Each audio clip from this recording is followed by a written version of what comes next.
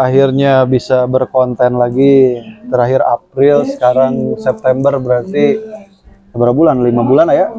4 bulan.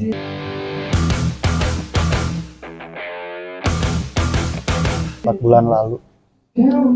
Tapi sepertinya tepat sekali kali ini kita membuat konten di mana sebelumnya pembahasannya tentang siapa-siapa saja yang akan menjadi calon bupati. Hari ini sudah jelas calon bupatinya, ada 5, betul?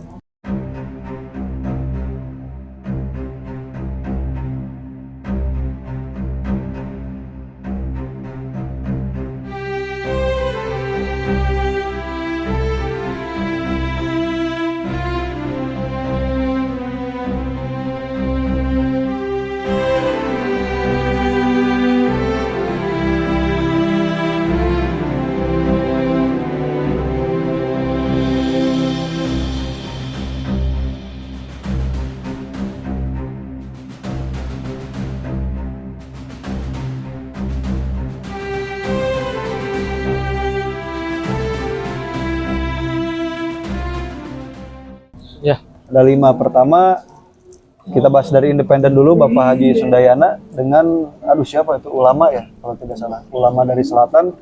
Kedua Bapak Haji Edi Rusyandi dengan Bapak Ujang dari Partai PKB. Nah ini ketiga ada artis ada 3 bro. Pertama Bapak Haji Didik dengan Pak Haji Gilang. Kedua Bapak Haji JJ Ritchie Ismail dengan Bapak Asep Ismail. Haji Asep Ismail. Haji Asep Ismail. Ketiga ada Bapak Haji Hengki dan dengan Haji Ade. Bapak Haji Ade. Nah, ada 3 artis ya. Menarik sekali bro. Kenapa ini artis sangat tertarik sekali? Sepertinya turun ke Bandung Barat. Untuk hal pertama yang ingin saya sampaikan adalah begini Kang. Nah, Jadi fenomena artis ini turun ke pilkada ini bukan hal yang tabu juga ya, tapi adalah hal yang biasa. Bagaimana artis ini cuman latar belakang, latar belakang profesi. Jadi betul. mau artis mau pengusaha itu memiliki hak yang sama dengan masyarakat Indonesia pada umumnya. Mereka itu punya hak untuk memilih maupun dipilih, termasuk ya Pak Haji JJ, Pak Haji Hengki, Pak Haji Gilang itu memiliki hak yang sama dengan masyarakat Indonesia pada umumnya. Oke. Itu normatifnya ya, pembahasan normatifnya. Tapi kalau misalnya kita perdalam gitu, saya pribadi tidak melihat Kang JJ-nya ya, tapi nama besar Raffi Ahmad, Kang Haji Raffi Ahmad, nama besar beliau. Mungkin beliau berpikir sepertinya kita turunkan saja JJ Ritchie Ismail di KBB. Terus kalau kita nonton Tempo, ada bahasa gini, Raffi Ahmad seperti agensi pilkada katanya. Maaf kalau salah, tapi ada di Tempo kalau nggak salah. Gini Kang Iwa, pemerintah pusat itu harus menyelaraskan programnya dengan pemerintah di kabupaten, kota maupun di provinsi di setiap daerahnya.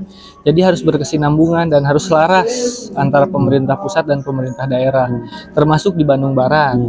Jadi itu bagaimana orang-orang yang disiapkan oleh Raffi Ahmad mungkin ya, Kang Raffi Ahmad di Bandung Barat itu adalah proses untuk menyelaraskan pembangunan pemerintah pusat dan pemerintah daerah. Jadi jangan sampai kepemimpinan di daerah itu nggak selaras dengan pemerintah daerah. Nanti yang kasihan siapa? Masyarakat juga. Kalau untuk mengandalkan APBD Kabupaten Bandung Barat saja itu nggak bakalan cukup. Jadi misal kalau nggak salah APBD Kabupaten Bandung Barat itu sekitar berapa? 3 triliun ya? Nggak tahu saya lupa, kalau salah mungkin bisa dikoreksi. Pada intinya kalau mengandalkan APBN itu nggak bakalan cukup, karena pengeluaran APBD itu bukan hanya untuk pembangunan, termasuk untuk menggaji ASN, anggota dewan, termasuk kunkernya, tunjangan kinerjanya itu dibayar oleh APBD. Jadi sekitar misalkan 3 triliun, 1,2-nya itu untuk ASN dan para pejabatnya, yaitu per tahun. Jadi kalau nggak ada program dari pemerintah pusat ke tingkat kabupaten ini, yang rugi siapa? Ya masyarakatnya kan. kita ambil contoh, kenapa nih Bandung Barat menjadi wilayah yang sentris gitu kan? Para pesokor turun ke Bandung Barat karena akan ada proyeksi besar di Bandung Barat. Target nasionalnya itu pertama akan ada tol dalam kota dari Padalarang sampai ke Cileunyi, dan itu harus selaras dengan pemerintah kabupaten kota. Sekarang kan di Bandung Barat itu incumbent-nya itu Pak Hengki. Ya. Pak Hengki itu udah punya popularitas yang paling tinggi di antara yang lainnya. Jadi kalau nggak ada lawan artis, mungkin Pak Hengki bisa dikatakan otomatis menjadi pemenang di Pilkada 2024 sekarang. Namun sekarang ada batu sandungan juga buat Pak Hengki karena ada podgetter juga di sini yang sama-sama berlatar belakang artis, namun bukan incumbent ya kan. Contohnya Pak Gilang Dirga dan juga Pak JJ. Artinya Hengki Kurniawan berat sekali, terjal sekarang. Bukan berat sih, tapi lebih ke ada tantangan tersendiri. Ya, terjal. Jadi sekarang itu bukan ada di zona nyaman. Jadi harus perlu ekstra juga. Kita juga gak boleh mengesampingkan putra daerah gitu kan. Di sini ada Pak Sundaya dan juga Pak Edi. Mereka itu punya lokal pride juga yang cukup kuat di sini. Ketika masyarakat Bandung Barat jika ingin dipimpin oleh orang asli, politisi asli dari Bandung Barat yang lebih paham kultur Bandung Barat, ya mungkin ada di Pak Edi dan juga di Pak Sundaya. Tapi kalau kita ingin menjelaskan ke pemerintahan pusat itu ada di Pak JJ. Oke. Nah, kita kembali lagi ke pembahasan yang tadi, menarik. Hengki Kurniawan kan rasanya berada di atas angin waktu itu ya. Ya, kemudian masuklah.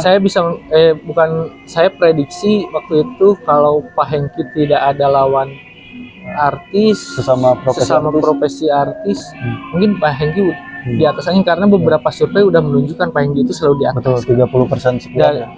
Dari popularitasnya itu hampir 80%. Pak Hengki itu popularitasnya udah tinggi banget. Jadi siapa sih yang mampu menandingi tingkat popularitas Pak Hengki? Ya artis lagi. Kita analisa dulu Kang Gilang Dirga. Kan kita koreksi juga, itu popularitas bukan elektabilitas. Jadi banyak yang salah kaprah juga ketika dibilang popularitas itu akan memilih. Kan lompat lagi setelah popularitas kan ada elektabilitas. Kan.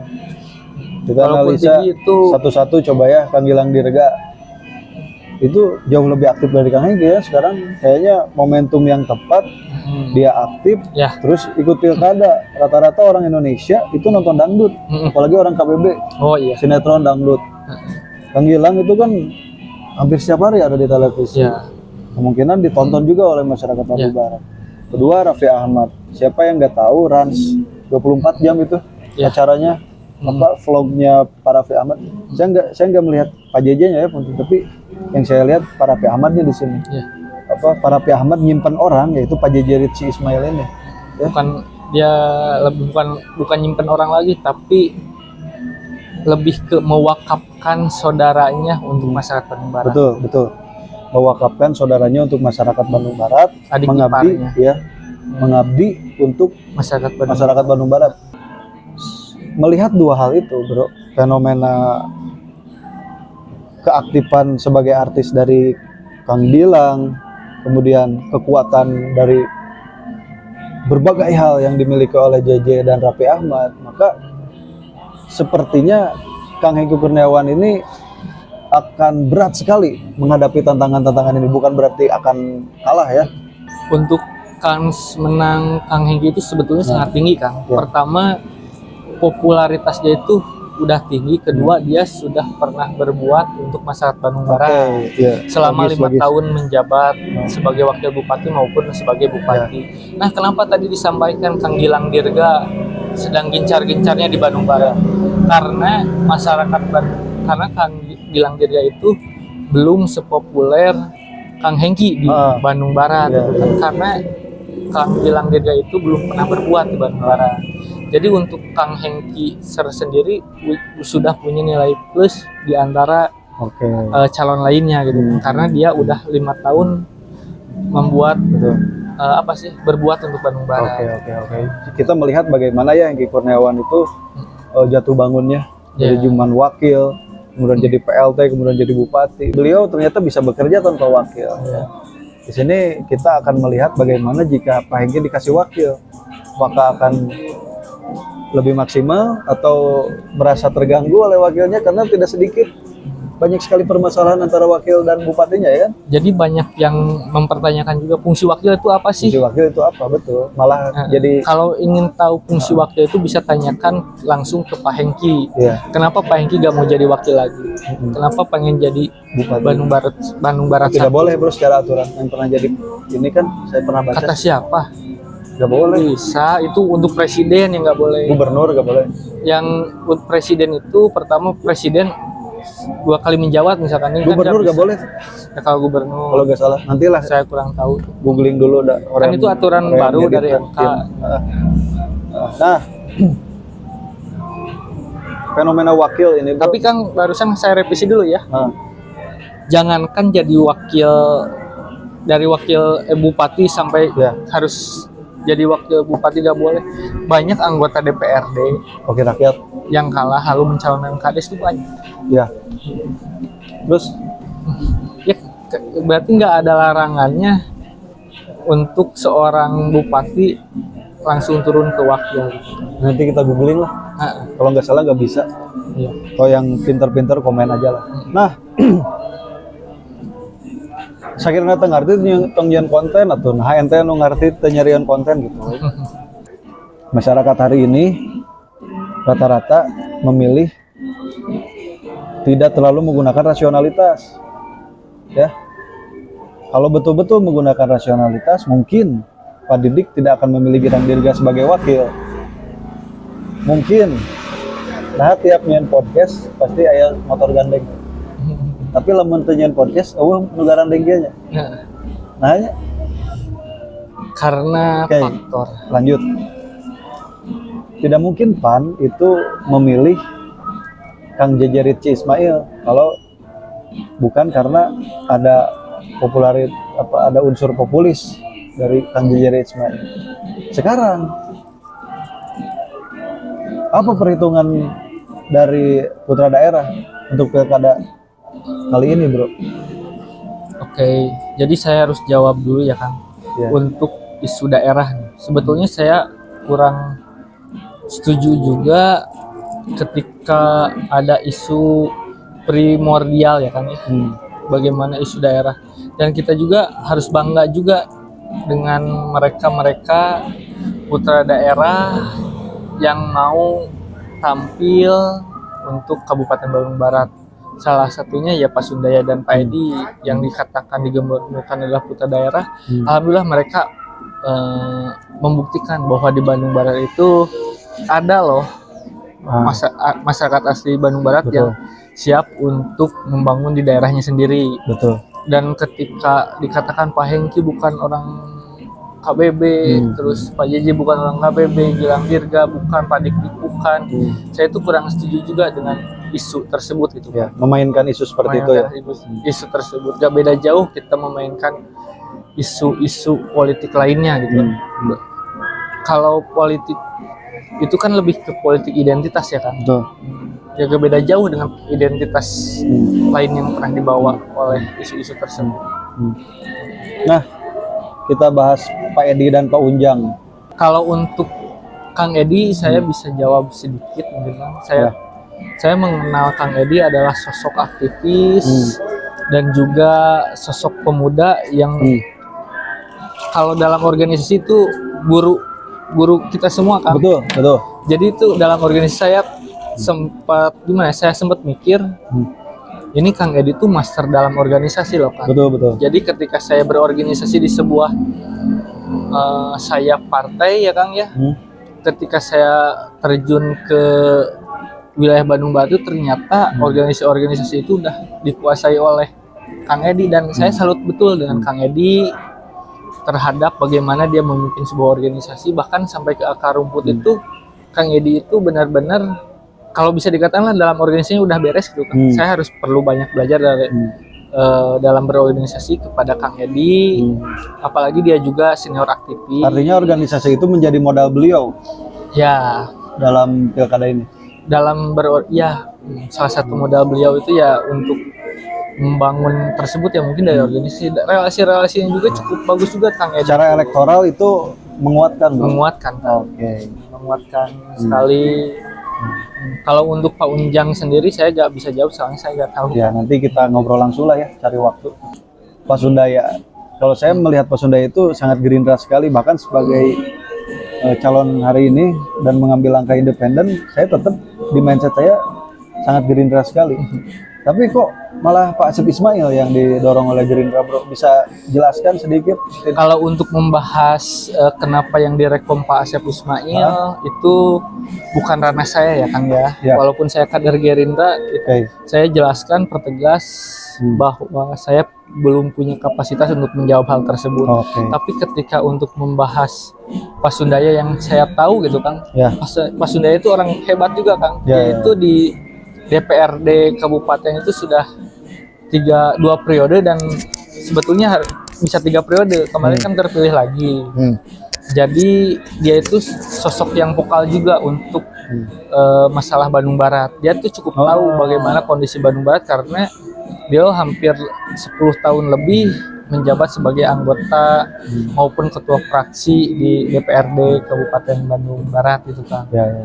Kalau pengen tahu pandangan-pandangan Pak Sundaya ada di YouTube ini, cari aja yang ke bawah-bawah ada. Jadi kita juga sempat kalau bukan kita, Kang Iwa mungkin sempat buat diskusi dengan Pak Sundaya yang ada di channel ini. Ada. Dia tuh orang yang kritis Kang terhadap apa yang terjadi di Bandung Barat, mulai dari defisit anggaran, terus hutang SMB, dia itu cukup tahu Kang. Saya melihat malah Pak Sundaya itu gayanya agak intonasi ngomongnya kayak Pak Umbara loh. Ya karena dia politisi senior juga. Kita akui bahwa Pak Sundaya itu adalah politisi senior di Bandung Barat. Dan mungkin Pak Sundaya melompat ke bupati itu adalah sebuah lompatan besar juga Kang. Karena dia meyakini atas kemampuan dia ya. Ya, dan saya juga meyakini dia kalau seandainya terpilih menjadi bupati dia mampu untuk memimpin Bandung Barat. Nah, itu menjadi opsi ya. Anda tinggal profiling saja Pak Sundaya. Termasuk ya Kang Edi juga. Kang Edi juga itu pertama mungkin dia adalah salah satu dewan provinsi Jawa Barat. Lalu selain berlatar belakang aktivis, kakaknya kalau nggak salah atau adiknya Pak Dadan itu ketua partai Golkar juga menjabat di provinsi di kabupaten DPRD kabupaten ya. Jadi bisa berkolaborasi kan. Nah itu ada 2 opsi local pride. Silahkan kisi-kisinya sudah sedikit kita bahas. Nah selanjutnya tadi Pak JJ sudah, Pak Edi sudah, Pak Sundaya sudah, Pak Hengki sudah. Selanjutnya Pak Didik Gilang Dirga. Nah, sedikit latar belakang Pak Didik itu, Pak Bro, sukses sekali di bidang pendidikan. Dia itu punya sekolah saya nggak tahu dosen, cuma dia punya yayasan namanya Fitra Insani dan itu sekolah yang luar biasa bagus dan juga mahal itu sekolah. Sekolah mahal di daerah saya, di daerah Tanimulya. Itu saya sih ada harapan khusus akan ada perubahan yang signifikan mungkin nanti di ranah pendidikan untuk Bandung Barat. Ya mungkin kalau untuk berubah ranah pendidikan ya banyak siswa-siswa yang kurang mampu bisa dimasukkan ke Fitra Insani gak kan? Ya bisa. Ya dia tahu lah itu program mungkin bisa atau tidaknya. Saya juga punya cita-cita gimana ya? Kalau udah nikah, punya anak, pengen disekolahin di Fitra Insani gitu. Tapi ya mudah-mudahan beasiswanya hampir samalah dengan sekolah negeri. Iya, pokoknya ada nggak ya sekolah FI itu the best. Salah satu sekolah favorit. Yang saya tahu tuh di Bandung Barat tuh kan ada Al Azhar, setara. Pak Didik dan Pak Gilang Dirga. Pak Didik ini kan politisi senior ya Bro ya. Namanya itu selalu terdengar lah dalam lingkup Kabupaten Bandung Barat dan sangat PKS sekali karena kader PKS. Bagaimana Bro melihat PKS hari ini mencalonkan langsung sebagai KBB 1, sedangkan kita melihat belum pernah ada calon dari PKS yang bisa tembus di Bandung Barat ini dari pertama Pak Aep muncul Nurdin. sampai akhirnya hari ini ada calon bernama Pak Didik dan Pak Gilang Dirga. Sebelumnya sih Bagaimana ini, PKS itu 2019 adalah salah satu partai pengusung Akur kan. Kan mentok di ngusung kan. Ya. Nah, sekarang mencalonkan. Nah, gimana bro? Ini melihat untuk fenomena kedua ini? kalinya, sebelumnya kan Pak Aep Nurdin, sebelum Pak Didik. Ya. Untuk hal tersebut mungkin ada penilaian khusus dari internal partainya mungkin. Ya. Saya nggak tahu, itu mungkin orang PKS yang bisa jawab. Bukan ranah saya juga kan untuk menjawab hal tersebut. Tapi Ini pandangan kamu aja saya sebagai anak muda. pandangan saya sih Pak Dik ini adalah sosok apa ya? Saya mau jawab Kagokku partai. bukan kagok sih kan, Ah, tapi emang nggak kenal. oh, belum. Cuman Nggak melihat kenal. background Tapi yang backgroundnya itu saya tahu tuh dia adalah mantan anggota DPRD Kabupaten Bandung Barat.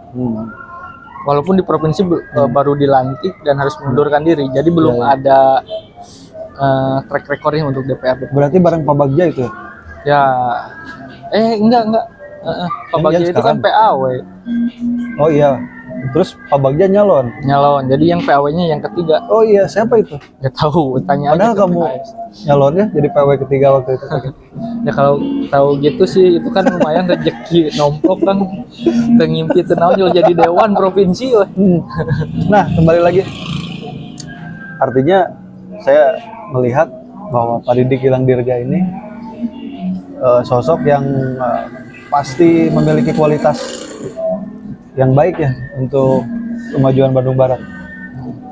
Ya mudah-mudahan siapapun yang jadi ini Kang, dari kita kan bahas nih, pasti saya meyakini dari kelima calon yang mencalon ini, jika salah satunya ada yang jadi itu, mereka sudah mampu dan sudah siap untuk memimpin Bandung Barat. Ini perlu disyukuri berarti oleh masyarakat Bandung Barat, siapapun kita yang jadi memiliki pasti 5 mereka calon berkualitas. Iya. Betul. Dengan mungkin dengan pendekatan dengan gaya, dengan Ya, berbagai hal sumber daya yang mereka miliki, ya. yang ujung-ujungnya adalah untuk kebaikan masyarakat Bandung Barat. Anda tidak akan mengarahkan memilih yang mana? Saya gak punya apa-apa, saya gak punya kapasitas untuk menggalang massa, saya nggak mau ngomong saya punya segini ribu kakak kan banyak nih. Iya, benar, di pilkada itu banyak yang ngomong, wah saya punya masa segini. Daerah Saya tuh anu nggak jadi mau. basis anu. Saya tuh bilang aja saya gak punya masa, saya gak punya kemampuan untuk hal tersebut. Jadi silahkan saja pilih yang kalian suka, yang menurut kalian rasional, yang menurut masyarakat Bandung Barat yakini bisa memimpin Bandung Barat ke arah yang lebih baik dari hari ini gitu. Ya. Oke, paling sementara itu dulu. Komen aja lah, apa bebas. Ya, yang penting komen. Teman.